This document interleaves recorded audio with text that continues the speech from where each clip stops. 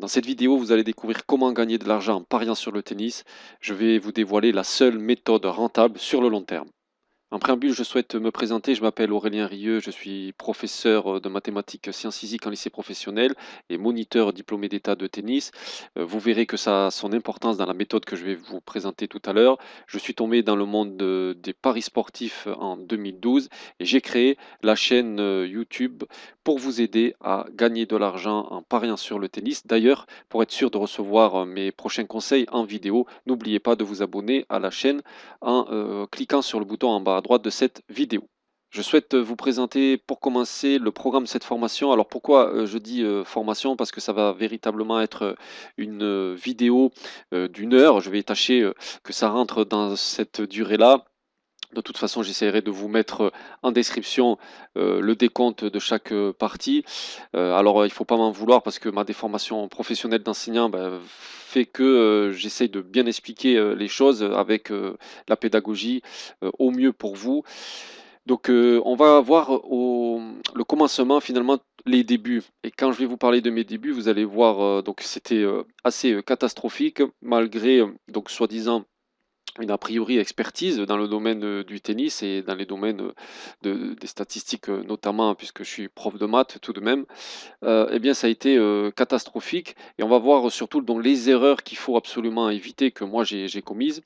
Ensuite, je vais vous raconter finalement la traversée du désert que j'ai eue pendant longtemps puisque j'ai souhaité me former et on va voir d'ailleurs qu'il y a énormément de fausses solutions, donc à éviter aussi.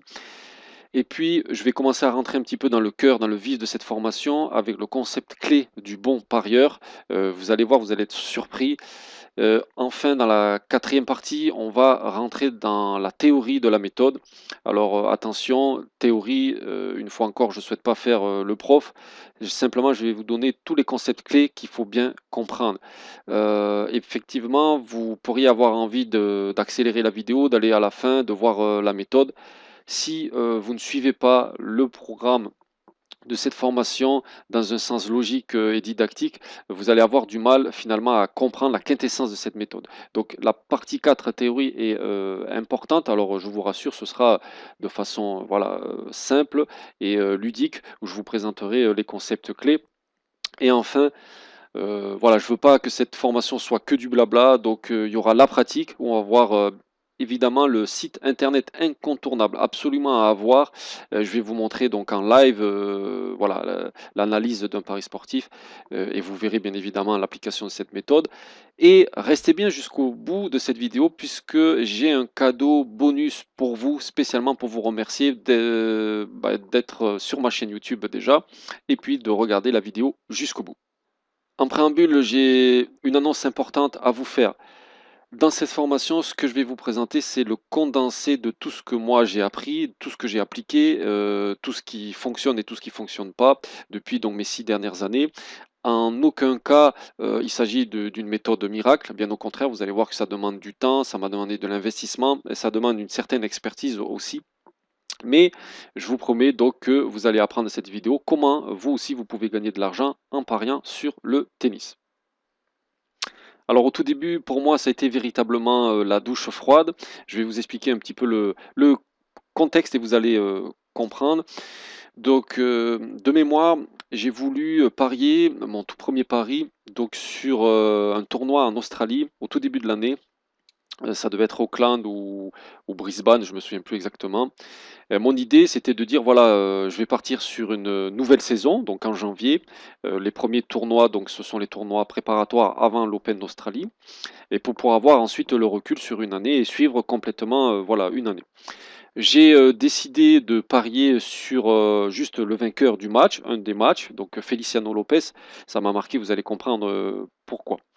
Donc, je me souviens plus exactement la cote et donc le contexte, c'était quoi? C'était que c'était le premier tour, c'était donc la reprise, et premier tournoi de l'année et je connaissais même pas l'adversaire de Feliciano Lopez. Je connaissais juste Feliciano Lopez, voilà, qui est quand même, gaucher, attaquant, plutôt service, volé aussi, avec son revers slicé. Donc 1er pari, je décide de mettre une mise de 50 euros. Je suis sur 2 mois, donc premier tournoi de l'année, premier tour. Et qu'est-ce qui se passe? Je commets finalement toutes les erreurs possibles et inimaginables. Je regarde le pari en live, donc vainqueur Feliciano Lopez, et il est en train de perdre. Il est en train de perdre, il se retrouve au troisième set et il est mené, je crois, à peu près 4-1. Et là, donc, voilà, je balise, j'ai des sueurs froides dans le dos. Et ce que je fais, c'est que je décide de mettre 400 euros donc en live sur la victoire de son adversaire. C'est-à-dire que les cotes avaient été ajustées. Moi, je calcule, je me dis, bon, ben, ton pari, il est perdu. Il est mené 4-1 au troisième set. Il est au fond du trou. Je le trouvais fatigué, voilà, plus ou moins agacé parce qu'il avait gagné le premier set puis perdu le second set. Donc, en termes de confiance, c'était l'autre qui avait pris le dessus. Et donc, les cotes, je calcule rapidement. Je prends ma calculatrice et puis donc j'essaie de voir comment je dois miser pour récupérer dans la perte de ce pari qui va être perdant. À mon avis, c'est inéluctable. Et donc, je mise 400 euros. Je regarde le match et là, qu'est-ce qui se passe? Je vous le donne en mille, bien évidemment, vous l'avez compris. Feliciano Lopez remonte, il finit par gagner le match au tie-break du troisième set et moi, dans l'histoire, je perds 400 euros. Donc je gagne évidemment le pari que j'avais fait, peut-être une cote à 1,3 ou 1,4. Donc je gagne 20 euros sur ce pari, mais je perds 400 euros sur le pari où j'avais parié sur son adversaire. Et là, en fait, c'est pour moi un véritable électrochoc puisque je me rends compte que ouais, il y a forcément un bug. J'ai commis toutes les erreurs possibles, donc un pari que je n'ai pas du tout analysé. J'ai juste fait par ma connaissance a priori du monde du tennis, où je regardais beaucoup à l'époque. Je mangeais, buvais, dormais tennis. Donc Feliciano Lopez pour moi allait gagner. Je connaissais même pas son adversaire, donc pour moi c'était évident qu'il allait gagner. Il était d'ailleurs tête de série de ce tournoi-là. Une cote qui était de 1,3, 1,4, bon, qui était sécurisante bah, vu l'avis des bookmakers. Donc premier pari, une mise 50 euros qui était trop élevé. Premier tournoi de l'année, donc aucun recul par rapport à la trêve hivernale notamment, puisque il faut savoir que la saison tennistique bah, finit avec les Masters. Donc voilà, mi-novembre, fin novembre, et ensuite il y a la longue trêve. Premier tour, donc on ne sait pas voilà comment le joueur s'acclimate. Bref, je fais toutes les erreurs possibles et en plus, je regarde le match en live. Forcément, je suis soumis donc à voilà, de la pression et je fais n'importe quoi. Mais ça a été bien finalement parce qu'à un seul pari comme ça m'a permis d'économiser, voilà, des années, d'errance et des années d'erreurs, de perte d'argent. Puisque je me suis dit là, en termes d'électrochoc, il y a forcément un problème parce que tu es censé être un gars a priori, relativement, intelligent, enfin au moins qui a un minimum de bon sens et tu claques 400 euros comme ça, bah, forcément il y a un problème. Et donc là, s'en est suivi pour moi ce que j'appelle la traversée du désert. Pourquoi? Parce que j'ai réfléchi, je me suis dit: «Il faut que tu te formes». Bah, il faut absolument te former parce que là, tu as fait n'importe quoi. Connaître le tennis, bah, ça suffit pas. Il faut vraiment que tu t'immerges dans le monde des paris sportifs. Et donc là, j'ai commencé quand je dis traversée du désert, c'est parce que ça a duré longtemps, ça a duré à peu près, 3 ans. Et donc j'ai fait un petit peu, vous savez, le syndrome de l'éponge, c'est-à-dire que j'essayais d'absorber tout ce que je pouvais trouver sur la toile internet, sur les livres, dans les vidéos, les formations, les suivis de tipsters. D'ailleurs, alors les livres, j'avais pas prévu de vous les montrer, bougez pas. Voilà, je reviens pour vous montrer les livres, donc j'ai acheté, ce livre-là, «Gagner au paris, sportif». J'ai acheté celui-là, «L'indispensable des paris, sportifs». J'ai acheté celui-là qui était pas mal d'ailleurs, «Paris sportif, la manière de gagner», d'Hervé, Dallassen. J'ai même acheté celui-là. Alors lui, c'était vraiment une grosse blague. Je pensais en fait, que donc c'était une méthode, d'un gars qui jouait, et qui gagnait soi-disant donc sur le football et je pensais pouvoir m'en inspirer. Bon bref, donc vous voyez que je commence à lire, je m'immerge. Les vidéos, alors les vidéos, sur YouTube, les différentes chaînes, les différents blogs, je commence, bon à voilà, je fais partie aussi d'un forum, je m'inscris aussi à un abonnement sur un club privé dont je tairai, le nom. Je suis des formations.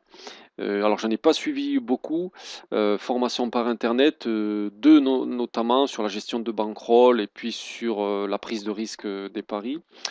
Et en fait, à un moment aussi, je suis, tenté par les suivis des tipsters. Alors je commence même à aller, sur des sites, anglais, américains, alors que je suis pas très, très bon d'ailleurs, très à l'aise avec l'anglais, mais enfin je du moins parler, je le parle pas bien, mais je le comprends.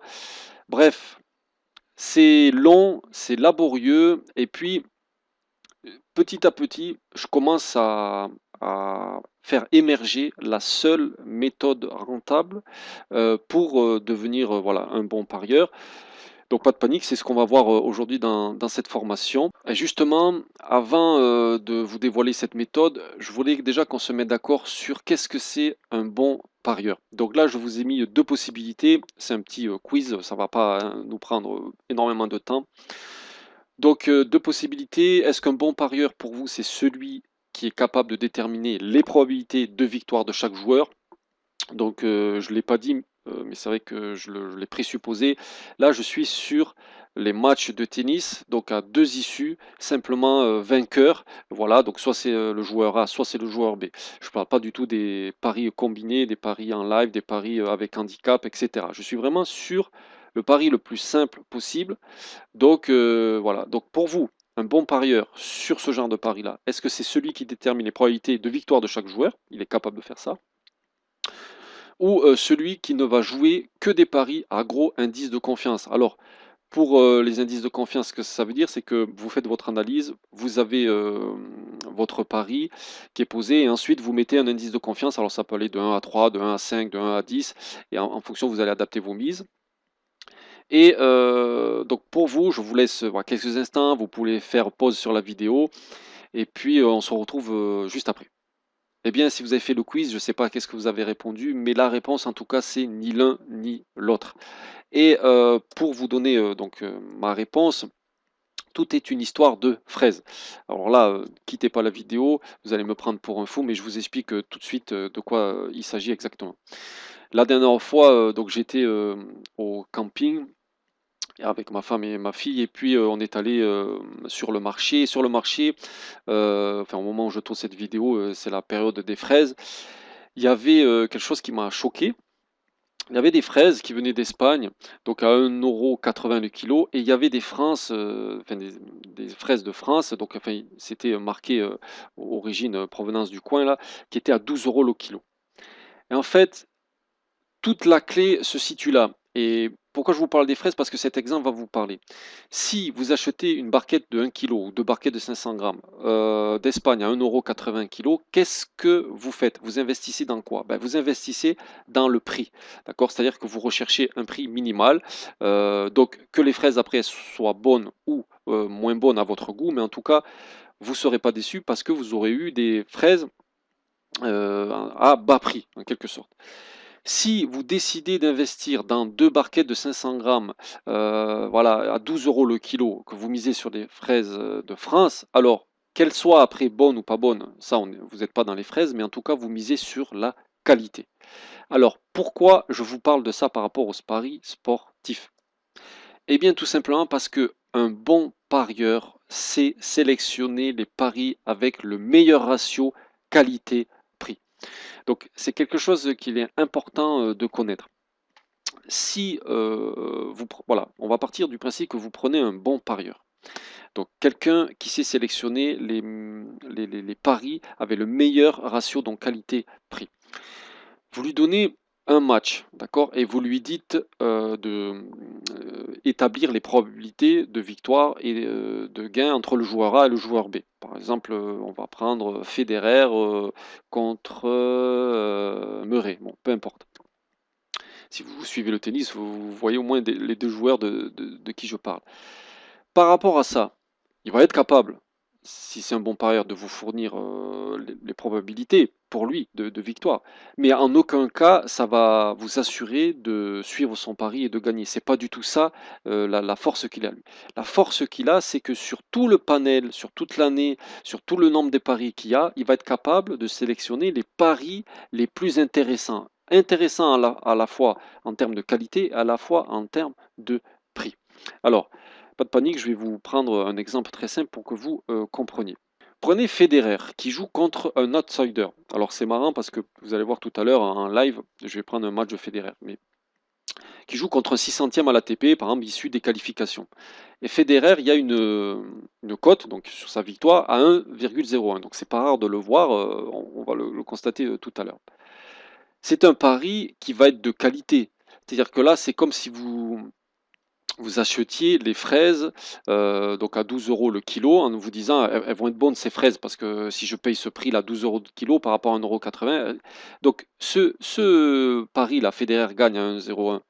Vous êtes quasiment à 99% et quelques sûr de gagner ce pari. Donc vous vous dites, il est de qualité. Mais par contre, il est vraiment trop cher. C'est-à-dire que les bookmakers, donc ce sont enfin, ils ont fait leur étude et ils ont affiché leur cote à 1,01 et c'est du coup pour vous c'est pas du tout rentable et ça c'est quelque chose qu'il faut vraiment comprendre. Donc là on est on va dire sur la dualité entre la qualité du pari et le prix, d'accord, son coût. Du coup, si vous suivez ma logique de démonstration, un bon parieur, donc qu'est-ce qu'il doit faire? Il doit être capable de déterminer les probabilités pour avoir la meilleure qualité, tout simplement parce que si je vous donne 10 paris à analyser, vous allez être capable de me faire sortir à chaque fois les vainqueurs et me dire, bon ben voilà, tel joueur a 70% de chances de gagner, l'autre a 55% de chances de gagner, etc. Et donc, ben, celui qui a la meilleure probabilité, la meilleure qualité, ça va être les taux les plus élevés. Ça, c'est logique. Et ensuite, vous devez être capable de comparer au bookmaker pour avoir le meilleur prix. D'accord? Ça, c'est hyper, hyper important. C'est ce qui fait que votre pari va être rentable ou non. Dans quelques instants, je vais vous démontrer d'ailleurs mathématiquement pourquoi. Et c'est vraiment ça, donc qui va faire de vous un bon parieur. Alors maintenant, on va rentrer dans la partie un petit peu théorique, donc rassurez-vous, je vais faire ça de façon voilà, le plus pédagogique possible.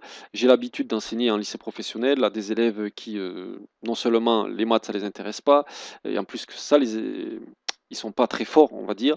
Donc sans jugement de valeur, je veux pas non plus vous remettre face à des blocages en mathématiques, et simplement, je veux un peu voilà, clarifier cette notion de probabilité. C'est hyper important de le comprendre. Donc, on va aller sur l'exemple de la pièce. La pièce, c'est l'exemple le plus connu possible, simplement le pile, le face. Ou si je vous demande quelle est la probabilité de tomber sur pile ou sur face, vous allez me répondre de façon spontanée, c'est quelque chose que vous avez intégré, donc 50%, d'accord? 50% de chances de gagner sur pile ou sur face. On va voir qu'il y a une nuance qui est importante et qu'on retrouve d'ailleurs dans les paris sportifs. Et pour cela, je vais illustrer à travers un fichier Excel. Alors, le tableur Excel que vous connaissez très certainement est un outil vraiment très pratique pour simuler justement tout ce qui est statistique et probabilité. Ici, c'est très simple. Donc, j'ai rentré une formule voilà, Excel aléa entre bornes 0 et 1 où je lui ai demandé de sortir au hasard entre 0 et 1.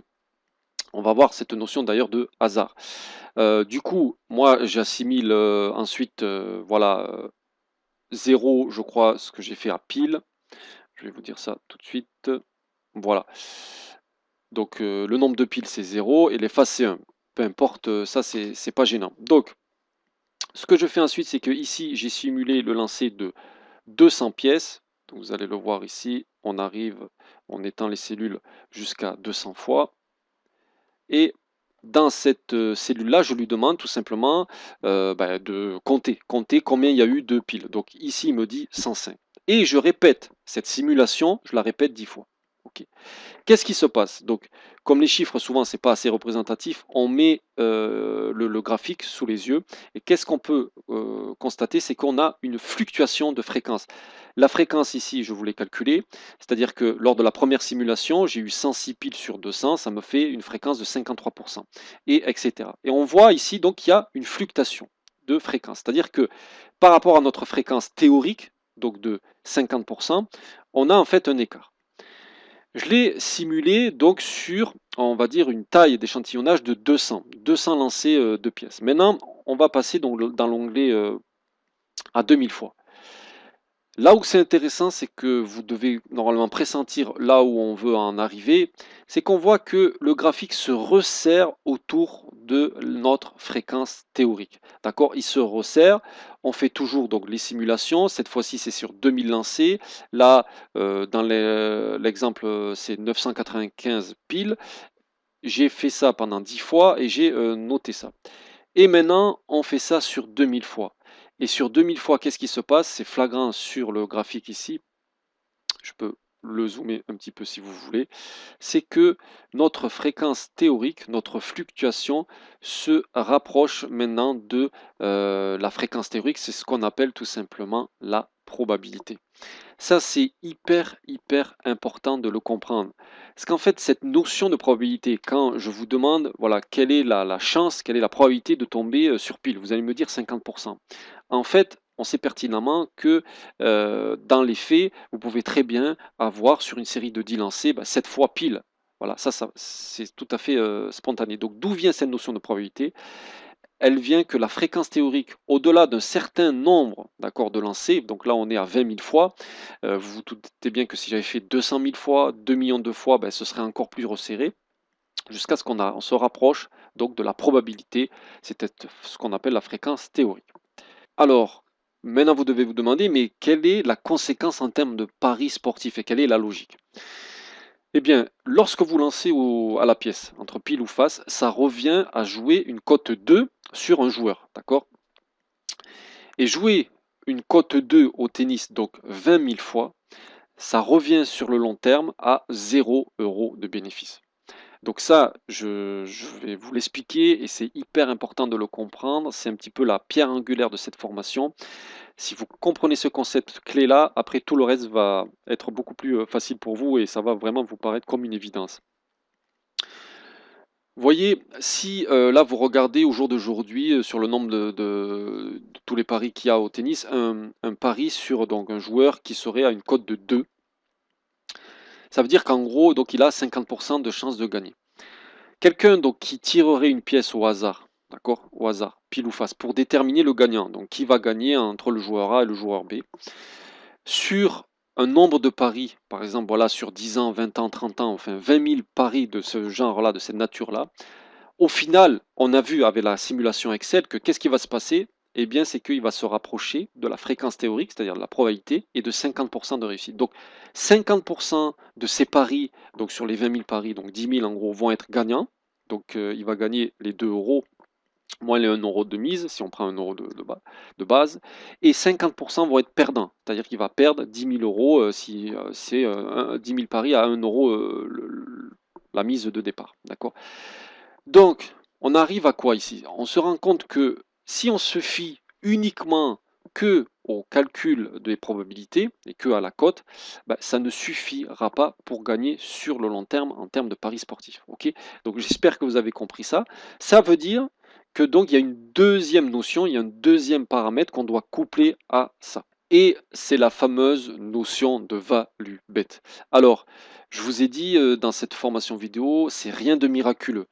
Si vous connaissez le monde des paris sportifs, que vous êtes un peu aguerri, que vous êtes peut-être même gagnant sur certains sports, vous connaissez véritablement et sans aucun doute cette notion de value bet.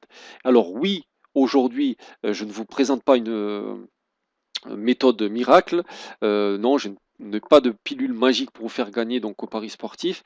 Mais ce que je voulais vraiment vous expliquer, c'est voilà, cette notion de value bet, voilà, qui est sous-estimée ou mal comprise par la plupart des joueurs, des parieurs, tout au moins. Donc, sur l'exemple de notre pari, avec une cote qui est estimée à 2, pour avoir une value bet sur un bookmaker donc, qui aurait une cote de 2,3, là, sur le long terme, on va avoir un ROI, c'est-à-dire un retour sur investissement de 15%. Alors, pas de panique, je reviens sur mon fichier Excel pour vous montrer, voilà, dans le cas concret. Voilà, on se retrouve devant le fichier Excel. Alors cette fois-ci, on est sur 200 paris. Je suis sur l'onglet 200 paris, mais on va rentrer dans le détail de la rentabilité du pari. Donc, je rappelle un petit peu les conditions, c'est que nous, on a estimé une cote de 2, mais le bookmaker a mis une cote de 2,3. Donc chaque fois qu'on va miser 1 €, si on perd, bon, bien évidemment, on perd les 1 €. Si on gagne non plus 1, mais on gagne 1,3 €. Là, vous avez la démonstration devant les yeux sur 200 paris. On en a perdu 97, on en a gagné 103. Au final, on a un bénéfice de 36,9 et un ROI de 18%. Donc j'ai répété cette simulation 10 fois. Voici un petit peu les ROI et la fluctuation de nouveau du ROI qui peut monter jusqu'à 25% et aller au minimum à 5%. Maintenant, on répète sur 2000 fois. Je vais zoomer un petit peu pour que vous compreniez. Et donc, tout comme tout à l'heure, on va se rapprocher d'un ROI. Donc là, on voit, même si ce n'est pas encore assez flagrant, qu'on va se rapprocher de 15%. On va voir tout à l'heure pourquoi les 15%. Ici, voilà, ça va être beaucoup plus flagrant sur les 20 000. On se rapproche donc du 15% de ROI. Alors, pourquoi 15% de ROI? Tout simplement, c'est qu'en moyenne, on gagne un pari sur deux, ou on en perd un pari sur deux. Donc ça veut dire que je mise 1 €, une fois je perds mes 1 €, une fois je gagne 1,3 €, c'est-à-dire mes 2,3 € de ma cote, moins les 1 € de mise. Et sur l'ensemble des deux, je suis donc en bénéfice sur deux paris de 30 centimes. Et donc par pari, j'ai un bénéfice de 15 centimes. Et ça me fait donc un ROI de 15%. Voilà, j'espère avoir été clair. De toute façon, vous avez vu que c'est assez simple, le parallèle entre le lancer des pièces, pile ou face, et cette fois-ci, la fameuse value bet avec cet écart. Du coup, quelles sont les conséquences en termes de pari? C'est que tout à l'heure, vous avez été donc capable d'évaluer avec la précision la plus voilà, pertinente possible les statistiques et les probabilités de victoire de chaque joueur. Et maintenant, vous devez être capable de comparer la cote à celle des bookmakers. Et donc, si la cote est inférieure, dans notre cas c'était 2 inférieur à 2,3 dans notre exemple, alors le pari est pas cher. Et donc vous vous retrouvez finalement, pour revenir avec mon exemple de fraise, avec les deux paramètres qui sont indissociables. Vous avez la qualité d'un côté, avec le calcul des probabilités et la cote, et de l'autre côté l'aspect prix, donc si c'est pas cher ou trop cher. Du coup, maintenant pour être sûr d'être le plus pragmatique possible, qu'est-ce que ça donne concrètement pour vous en pratique? Eh bien, tout simplement, si vous êtes capable d'identifier des paris avec une cote que vous estimez en dessous de 1,7, vous allez avoir des paris de qualité, d'accord, avec des calculs de victoire de chaque joueur au-delà des 70%. Et si en plus vous couplez avec une différence de bookmaker qui est minimale de 0,2, dans notre exemple c'était 0,3, on avait une cote estimée de 2 et une cote de bookmaker affichée de 2,3. Eh bien, alors vous pouvez vous dire que votre pari est peu cher. Et du coup, ce qui se passe, c'est que sur le long terme, c'est-à-dire on a dit, voilà, sur nos 20 000 paris, vous allez être rentable. Voilà vraiment ce que je souhaitais vous démontrer là de façon théorique. Alors, le problème auquel vous arrivez maintenant, c'est comment estimer la cote. Parce que c'est bien joli, vous avez compris que donc vous allez devoir comparer votre cote, votre propre cote, avec la cote des bookmakers, et que ce delta-là donc, va vous permettre d'identifier une value bet ou non. Mais comment évaluer la cote? Si vous voulez, quand moi je vous parle de traversée du désert, c'est que très tôt, donc j'ai compris ça, mais par contre, il y avait quelque chose qui me gênait, c'est que je me disais: «C'est bien joli la value bet», mais la value bet, elle est finalement avec des critères, subjectifs. C'est-à-dire, c'est moi ou c'est vous, qui, décidions à un moment donné de dire: «Voilà, tel joueur, il a telle cote». Donc je me suis dit: Ça va pas du tout. Il faut pouvoir trouver une méthode, voilà, froide, une méthode robotique, qui fasse en sorte qu'on ne mette pas du subjectif et que ce soit complètement objectif. Du coup, c'est ce que je vais vous dévoiler maintenant. C'est comment estimer votre propre cote. Et quand je dis estimer, on va voir que finalement maintenant, ça va être vraiment un véritable calcul. Et bien, tout simplement, tout est une question d'analyse. Alors, je sais ce que vous vous dites à ce moment de la vidéo. Vous dites, voilà, j'ai regardé peut-être plus d'une 30 minutes de vidéo. Il m'a appris finalement pas grand-chose, peut-être des choses que vous connaissez. Donc, qu'il faut donc pouvoir déterminer la value bet, donc en comparant les cotes, chercher des paris voilà, de rentables en termes de rapport qualité-prix. Mais par contre, maintenant, je viens de vous dire que voilà, la magie, c'est tout est une question d'analyse. Et là, pareil, vous allez me mettre un dislike et me dire bah, cette vidéo elle est nulle et j'arrête. Non, parce que justement, toute la magie de cette méthode, elle se situe maintenant. Là, maintenant, on est vraiment dans le poumon. Si tout à l'heure c'était le cerveau avec les théories, maintenant on va voir la pratique, dans le cœur ou le poumon de cette méthode. Cette analyse, vous allez voir qu'elle va être mathématique, elle va être statistique. Et c'est là où je vais mettre en avant à la fois ma double compétence, donc moniteur de tennis pour analyser les matchs et statistique. Donc, je vais vous dévoiler maintenant l'outil que j'utilise et on va basculer d'une fois de plus sur un fichier Excel. Voilà ce que je vous présente sous les yeux. Ça m'a demandé donc énormément de développement.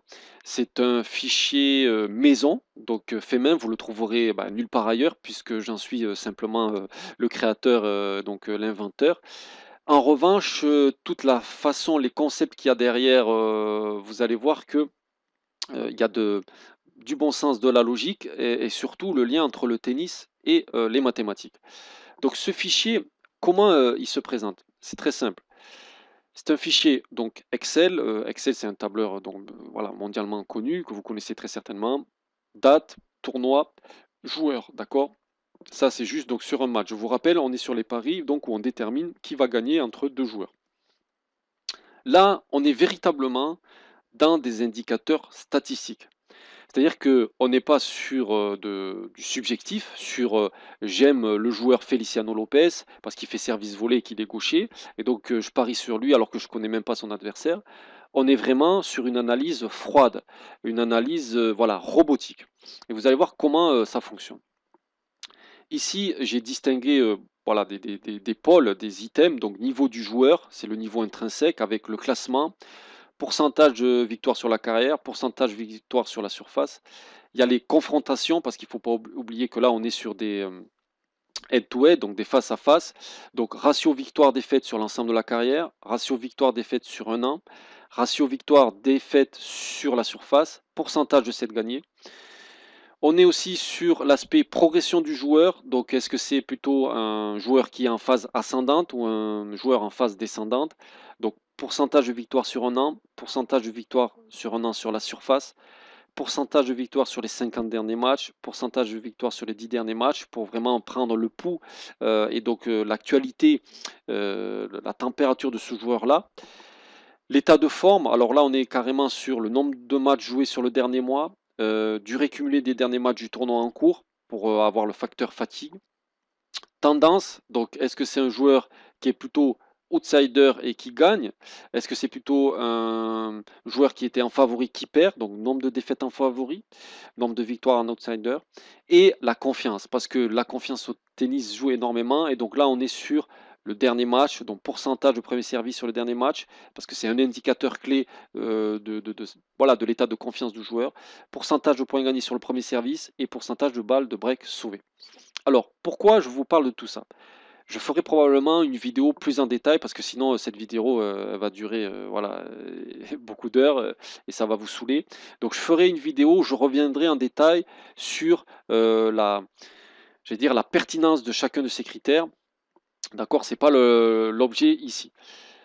Tout ce que je voulais vous montrer, c'est que toutes ces données-là sont facilement récoltables sur un site. Et ce site, c'est une mine d'or. Et c'est le site que je voulais vous partager aujourd'hui.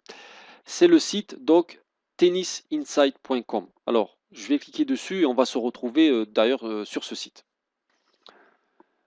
Voilà, donc on se retrouve donc sur le site Tennis Insight. C'est voilà, un site sur lequel moi je suis abonné et je vous conseille vivement, si vous voulez devenir rentable en pariant sur le tennis, de vous abonner à ce site.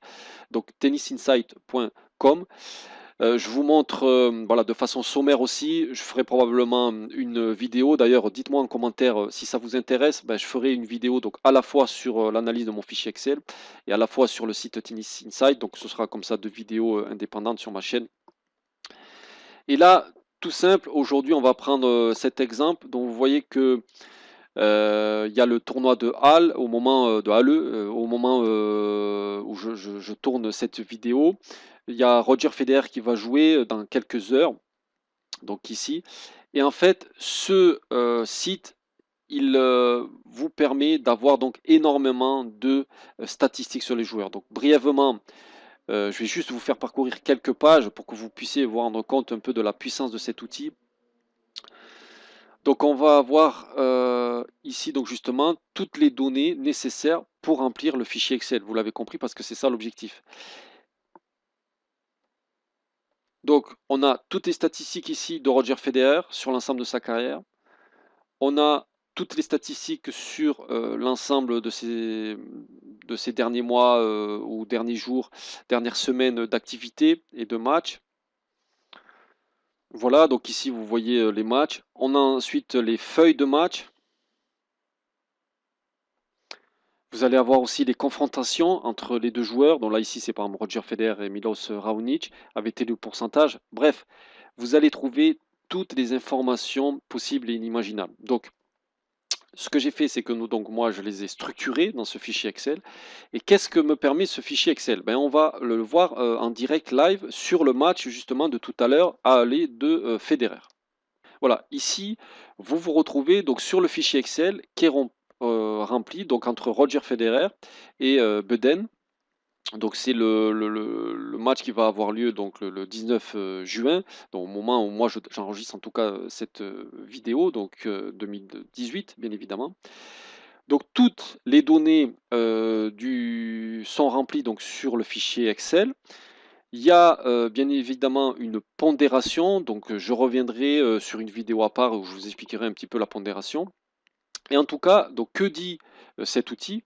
Il dit donc que Roger Federer, il a 80,77% de chances de gagner, ce qui nous fait donc une cote de 1,08. Et là où c'est intéressant, c'est ce que je voulais vous montrer ici. Voilà, c'est que donc nous, on a estimé une cote à 1,08. Les cotes de moyenne du bookmaker est de 1,05 et la cote minimale du bookmaker 1,03. Donc on voit ici qu'on n'est pas du tout dans une value bet, c'est pas du tout intéressant. Donc même si notre pari était de qualité avec un pourcentage de victoire, voilà, une cote de 1,08, là il est vraiment trop cher, ce ne sera pas du tout rentable. Voilà ce que je souhaitais vous montrer par rapport à cet outil.